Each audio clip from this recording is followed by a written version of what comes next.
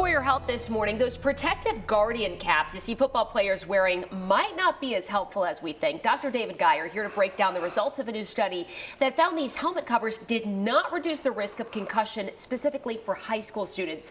And that is something parents do not want to hear. Yeah, this is one, and it's near and dear to my heart with my background in orthopedic surgery and sports medicine and years of covering football.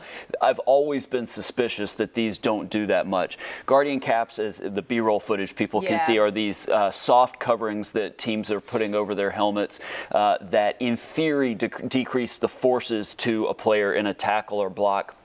And there is data that show that in lab studies they may decrease forces. Now there's some that even question that, but there's never been a study showing that they actually decrease concussions and other brain injuries. This is the first study looking at that, again, like you said, at the high school level, and showed that it made no difference on decreasing concussions. And we were kind of talking off camera that this has kind of been a long debated issue with NFL needing to release this data with the company that they use to create these caps.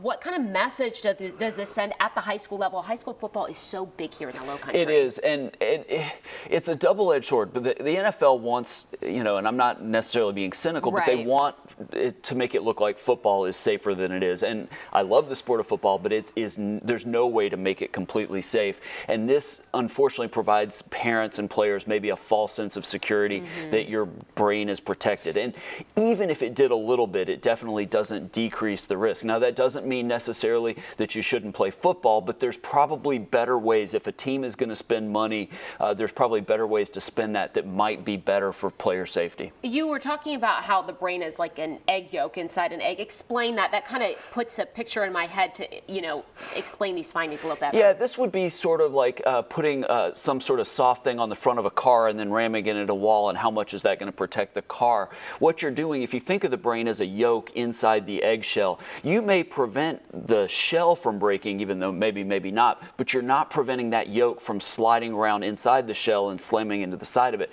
That's where the concussion happens, is the brain sliding around inside the skull and having a blow that way. And no device has been shown to decrease that. They've even tried different types of neck collars and neck pads. They haven't found out a way to do that. And I don't think that they actually will. So it really gets to what are ways we can actually decrease the number of those blows overall, rather than something that may or may not mitigate that force. And you mentioned limiting tackles with practice and things of that nature. Yeah, and to be fair, the NFL has done that. They have significantly cut the number of contact practices. We've seen that in colleges as well. Off-season contact practices, those are important. Where I really feel strongly is that when kids' brains are still developing, certainly up to 12, some people say up to 14, they shouldn't be doing tackle football at all. At least let them wait till high school when the brain is more fully developed before they're taking these blows that potentially affect the brain's development. Yeah, very important, and certainly a topic and a study, hopefully, that makes headlines across the country. Dr. David Geier, thanks so much for joining us.